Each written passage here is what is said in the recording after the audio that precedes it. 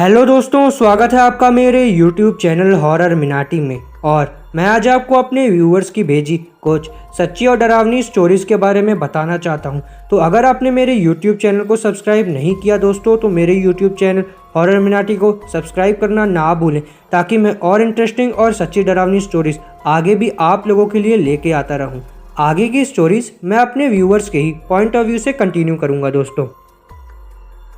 Hello दोस्तों, मेरा नाम रौनक है और मैं अपने दादाजी की बताई एक सच्ची डरावनी भूतिया कहानी आप लोगों के साथ शेयर करना चाहता हूँ।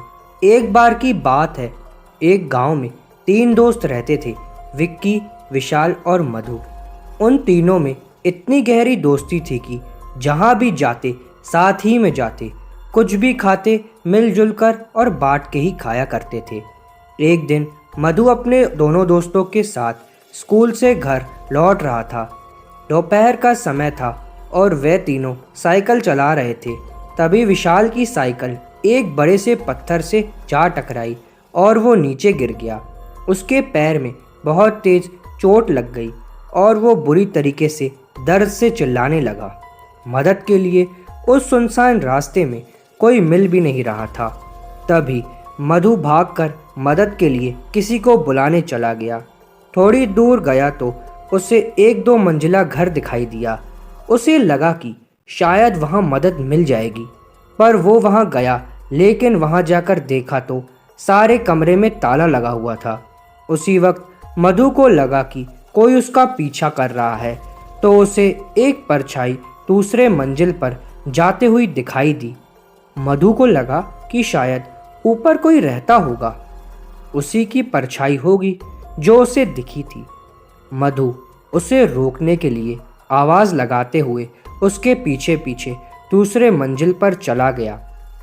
फिर वो वहाँ जाकर देखा तो उस मंजिल पर एक कमरा बस था, उस पर ताला लगा हुआ था। मधु को कुछ समझ में नहीं आया, तो वो परछाई को मन का वहम मानकर वापस जाने लगा। तभी उसे एक डरावनी आवाज़ सुनाई दी और जब उसने पीछे मुड़कर उस कमरे की ओर देखा तो उस पर तो ताला लगा था और वो टूट के नीचे गिरा हुआ था। मधु एकदम से डर गया और सोचने लगा कि ये कैसे हो सकता है, लेकिन उसे अपने दोस्त की मदद भी करनी थी, इसलिए उसने हिम्मत जुटाकर धीरे धीरे उस कमरे में चले जाने की कोशिश करने लगा। वहाँ जाकर देखा तो एक बहुत लंबा चौड़ा और डरावना आदमी अपने बिस्तर पर सोया हुआ था। मधु ने उससे पूछा, भैया क्या आप मेरी मदद करेंगे? वहाँ रास्ते में मेरा दोस्त साइकिल से गिर गया है और उसके पैर में बहुत तेज चोट लग गई है और वो ज़ोरों से चिल्ला रहा है। अगर आप मेरी मदद करेंगे तो बहुत मेहरबानी होगी आपकी। लेकिन वो आदमी मधु की बात सुनकर कोई जवाब ही नहीं दे रहा था। फिर मधु ने उस आदमी पर गुस्सा करना शुरू कर दिया और मधु चिल्लाने लगा और कहता है, मैं आपसे कब से मदद मांग रहा हूँ, पर आप कुछ बोलते ही नहीं हैं। इतना बोलते ही अचानक उस कमरे का दरवाज़ा अपने आप ही बंद हो गया। मधु ने ये सब देखकर अपने अंदर घबराहट पैदा करनी शुरू कर दी और दौड़कर दरवाजे की ओर भागा और उसे खोलने की कोशिश करने लगा। उसके बहुत कोशिश करने के बाद भी वो दरवाज़ा नहीं खुल रहा था। तभी उस आदमी की ज़ोर ज़ोर से हंसने की आवाज़ आने लगी। मधु उसी हंसी में इतना डर गया था कि उसका पूरा शरीर कांपने लगा और उसकी आवाज़ भी नहीं निकल रही थी, ताकि वो चिल्लाकर किसी से मदद मांग सके। फिर उसके बाद मधु को एक हल्की सी हवा का एहसास हुआ और जब उसने पलटकर देखा तो उसका दिल दहल गया। वह आदमी जो कुछ देर पहले बिस्तर पर सोया हुआ था, अब अचानक सामने आकर वो खड़ा हो गया था और ज़ोर ज़ोर से हंस रहा था। उसकी हंसी देखकर मधु और ज़्यादा डरने लगा। उसे एहसास हो रहा था कि आज ये मुझे ज़िंदा नहीं छोड़ेगा।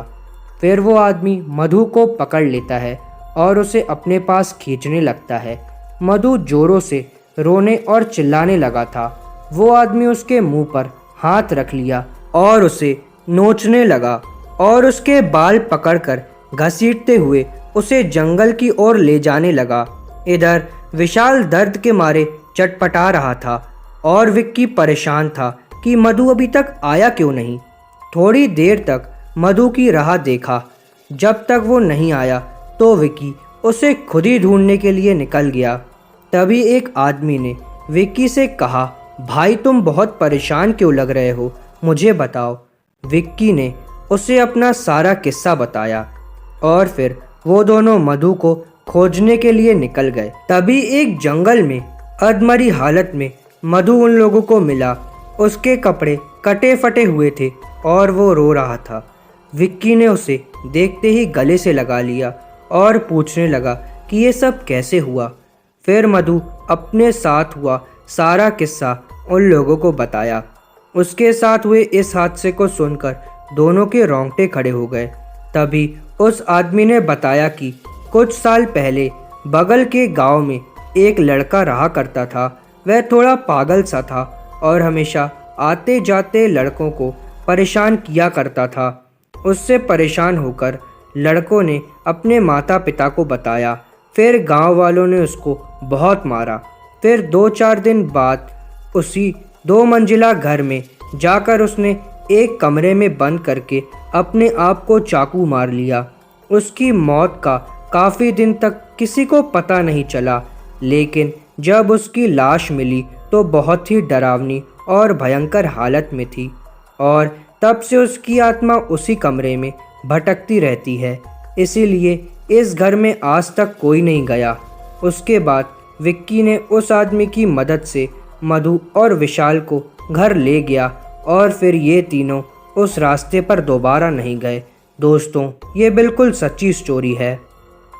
हेलो दोस्तों, मेरा नाम रिया है और आज मैं आप लोगों को एक ऐसी कहानी सुनाने जा रही हूँ जो कि बेहद डरावनी और सच्ची घटना पर आधारित है। एक लड़की थी जिसका नाम सोनिया था। वह एक अस्पताल में काम किया करती थी। सोनिया बहुत खुश थी कि बहुत कोशिश करने के बाद उसकी अस्पताल में नौकरी आखिर लग ही गई थी।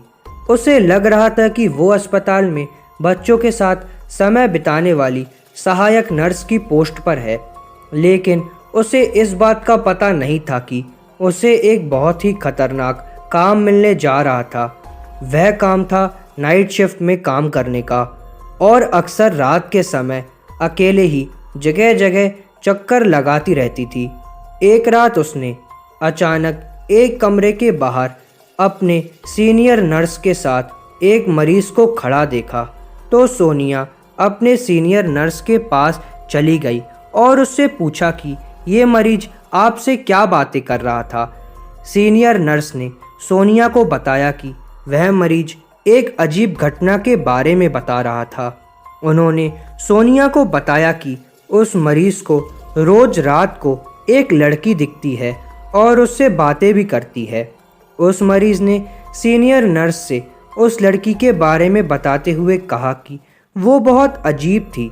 उसकी आंखें जली हुई थी और उसके हाथ बहुत ही काले थे। सोनिया को इस बात को सुनकर बड़ा आश्चर्य हुआ और सोचा कि शायद ये मरीज पागल हो गया है या फिर इसे कुछ भ्रम सा हुआ होगा। रात के करीब 11:30 बज रहे थे। सोनिया अपनी नॉर्मल चेकअप के लिए वहां जाती है जहां वो मरीज था। वह उस कमरे के बाहर खड़ी होती है और उसे लगता है कि कोई उसे देख रहा है। उसे अनुभव होता है कि उसके ऊपर कुछ ठंडा हवा का झोंका चल रहा था जो उसके हाथों को छूता है। उसे लगता है कि अब वो बेहोश होने वाली है, लेकिन फिर वह अपने आप को संभाल लेती है। फिर थोड़ी देर बाद उस कमरे की खिड़की से एक लड़की आते हुए दिखाई देती है जो सीधे उसी की तरफ आ रही थी। सोनिया उसको देखकर एकदम से घबरा जाती है। वो लड़की बहुत ही अजीब और डरावनी दिख रही थी। उसके हाथ बहुत ही काले और जले हुए लग रहे थे। उसके बाल एकदम सफ़ेद थे और आँख आग की तरह जलती हुई दिखाई दे रही थी। उसका शरीर देखकर सोनिया के डर के मारे हालत खराब हो जाती है और वह उसे देखकर कांपने लगती है। वो मन ही मन में सोचती है कि आज तो मैं नहीं बच पाऊंगी, ये चुड़ैल मुझे नहीं छोड़ेगी, अब ये मुझे जान से मार ही डालेगी। फिर सोनिया उसके सामने हाथ जोड़कर बोलती है, देखो मुझे मत मारो, छोड़ दो मुझे, आज के बाद मैं इस अस्पताल में कभी भी काम नहीं करूँगी, मुझे माफ़ कर दो प्लीज़। ऐसा बोलते हुए वहाँ से भागने की कोशिश करती है सोनिया, लेकिन वो लड़की वहाँ से सोनिया को भागने नहीं देती, बल्कि और उसके नज़दीक आने लगती है और वो लड़की धीरे धीरे सोनिया की तरफ आगे बढ़ती चली जाती है और जैसे ही उसके करीब आती है तो वो और अजीब दिखने लगती है। अब सोनिया के पास वहाँ से भागने का कोई उपाय भी नहीं समझ में आ रहा था, इसलिए वह उस कमरे के एक कोने में घुसकर छुप जाती है और वहाँ अपनी आंखें बंद करके खड़ी हो जाती है। फिर उस चुड़ैल ने सोनिया के नज़दीक आकर कहा, मुझे बचाओ। इतना बोलकर वह कमरे से बाहर चली जाती है। सोनिया अब थोड़ा शांत होती है और सोचने लगती है कि इस लड़की ने ऐसा क्यों कहा कि मुझे बचाओ। इस घटना के बारे में वो अपने स्टाफ को भी बताती है, पर उसकी बातों पर कोई भरोसा नहीं करता। अगले दिन वो लड़की फिर से सोनिया को दिखाई देती है और उससे बोलती है, मुझे बचाओ। इस पर सोनिया उस चुड़ैल से बोलती है, आखिर तुम्हें क्या परेशानी है, मुझे बताओ, मैं तुम्हारी मदद करूंगी। फिर वो भूतनी सोनिया से कहती है, कई साल पहले मैं भी इसी हॉस्पिटल में नर्स थी। एक रात मैं यहाँ सारे मरीजों को देखने के बाद एक कमरे में आराम करने के लिए चली गई थी। मुझे पता नहीं चला कि कब मेरी आंख लग गई और मैं सो गई। कुछ ही देर में पता नहीं कहाँ से वहाँ आग लग गई और मैं वहीं जलकर मर गई। हॉस्पिटल की बदनामी ना हो जाए इसलिए हॉस्पिटल वालों ने इस बात को बाहर फैलने नहीं दिया और मेरी लाश को हॉस्पिटल के पीछे ही दफन कर दिया। तब से मैं चुड़ैल बनकर इसी अस्पताल में भटक रही हूँ, मुझे मुक्ति भी नहीं मिल पा रही। तुम मेरा क्रियाकर्म करवा दो ताकि मेरी आत्मा को मुक्ति मिल जाए। इसके बाद सोनिया ने हॉस्पिटल वालों को ये सारी बातें बताईं। तब जाके हॉस्पिटल वालों ने उस लड़की की लाश के बचे कुचे अवशेष वहाँ से निकाले और विधि विधान से उसका क्रियाकर्म करवाया। उसके बाद से ना ही सोनिया को और ना ही किसी हॉस्पिटल के मरीज को वो लड़की वापस कभी दिखाई दी। दोस्तों, मेरा नाम टॉम है और ये जो कहानी मैं आप लोगों को बताने जा रहा हूँ, ये कहानी वर्ल्ड वॉर 2 की है, जब रशिया के लेनिनग्रेड की घेराबंदी की गई थी। तब उस समय एक खौफनाक घटना घटी थी। मेरे दादाजी रशिया से थे, उनका जन्म रशिया के लेनिनग्रेड शहर में ही हुआ था और वर्ल्ड वॉर 2 के समय वो उस जगह रहा करते थे। जब हम बच्चे थे तब वो हमें अपने बचपन के बारे में कई कहानियाँ बताया करते थे। उनकी एक ऐसी कहानी थी जिसने मुझे सच में डरा डाला था। उन्होंने ये कहानी केवल एक बार बताई और फिर इसके बारे में बात करने से मना कर दिया, लेकिन उन्होंने कसम खाकर कहा था कि ये कहानी बिल्कुल सच है। 1941 में जर्मन सेना ने लेनिनग्रेड शहर को घेर लिया था और सभी सड़कों को बंद कर दिया था। कोई भी अंदर या बाहर नहीं निकल सकता था। वे ऐसे लेनिनग्रेड की घेराबंदी कहा करते थे। ये इतिहास की सबसे लंबे समय तक रहने वाली और सबसे विनाशकारी घेराबंदी में से एक थी। हिटलर ने शहर को सीज करने का निश्चय कर लिया था और उसे इस बात की भी कोई परवाह नहीं थी कि इससे कितनी इमारतें नष्ट हो जाएंगी और कितने मासूम लोग मारे जाएंगे। दरअसल उसकी योजना सभी सप्लाईज को काटकर पूरी आबादी को मौत के घाट उतारने की थी। इसके एक साल बाद लगभग 1 लाख से ज़्यादा लोग मारे जा चुके थे और सड़कें सारी सी लाशों से भर चुकी थी। लेनिनग्रेड की घेराबंदी के समय मेरे दादाजी सिर्फ 6 साल के थे। वो अपनी माँ और अपनी 2 बड़ी बहनों के साथ शहर के मध्य में पास ही के एक अपार्टमेंट में रहा करते थे। उन्होंने कहा कि शुरुआत में तो ये सब इतना मुश्किल नहीं था, लेकिन जब धीरे धीरे खाना ख़त्म होने लगा तब हर गुजारते दिन के साथ जीना मुश्किल होने लगा। बड़ी मुश्किल से खाने के लिए कुछ मिलता था। कुछ दिन वो तो सूखी ब्रेड खाकर ही दिन निकालने पड़ते और कुछ दिन तो वो भी नसीब नहीं होते। शहर में हालत बद से बदतर हुई जा रही थी। लोगों ने पालतू और आवारा जानवरों को खाना शुरू कर दिया। वे लोग आवारा कुत्तों, बिल्लियों, चूहों और बाकी के जानवरों को पकड़कर खाना शुरू कर दिया। जब जानवर नहीं बचे तो फिर लोगों ने एक दूसरे को ही खाना शुरू कर दिया। हालत बहुत ही ख़राब थे। बिल्डिंग की पहली मंजिल पर जहाँ मेरे दादाजी रहा करते थे, वहाँ 4 अपार्टमेंट थे। इन सभी अपार्टमेंट्स में लोग रहा करते थे। मेरे दादाजी और उनका परिवार पहले अपार्टमेंट में रहते थे, दूसरे में एक महिला और उसके बच्चे रहते थे, तीसरे में एक शख्स और उसकी पत्नी रहती थी। 2 मिडिल एज की बहनें जिनकी अभी तक शादी नहीं हुई थी, वह चौथे नंबर के अपार्टमेंट में रहा करती थी। एक रात मेरे दादाजी बिस्तर पर लेटे थे। उस समय वो जाग रहे थे। भूख के कारण उनको नींद नहीं आ रही थी। तभी अचानक उन्होंने एक भयानक चीख सुनी और उन्होंने किसी को मदद के लिए पुकारते हुए सुना। इन सब से उनका पूरा परिवार जाग गया था। ऐसा लग रहा था जैसे वो आवाज़ें ऊपर के अपार्टमेंट में से किसी एक अपार्टमेंट से आ रही थी। उनकी माँ यानी कि मेरी परदादी जी, उनका नाम जैनता था और वो बहुत ही बहादुर औरत थी। उन्होंने ऊपर जाकर देखने का निश्चय किया कि आखिर क्या हो रहा है। उन्होंने उनको सख्त हिदायत दी थी कि वो दरवाज़ा बंद कर लें और उसे किसी के लिए भी ना खोलें जब तक कि मैं नहीं आ जाती। वो उन्हें छोड़कर ऊपर देखने चली गई और उन्होंने ठीक वैसा ही किया जैसा उनसे करने को कहा गया था। गैलारे में खड़े होकर उनकी माँ ने देखा कि दूसरी मंजिल के अपार्टमेंट के दरवाज़ा थोड़ा सा खुला हुआ था, जिसमें वो महिला और उसके 2 बच्चे रहते थे। जैनदा दरवाजे के पास धीरे से चली गई और सावधानी से अंदर की ओर झांकने लगी, पर वहाँ जो उन्होंने देखा वो उन्हें ज़िंदगी भर डराने के लिए काफ़ी था। डर के मारे वो अपने अपार्टमेंट में वापस भागकर आ गई और अपने बच्चों से विनती करने लगी कि वह जल्दी से दरवाज़ा खोलें। जब मेरे दादाजी और उनकी बहनों ने दरवाज़ा खोला तो उनकी माँ तेज़ी से अंदर आईं और उन्होंने झट से दरवाज़ा बंद कर दिया।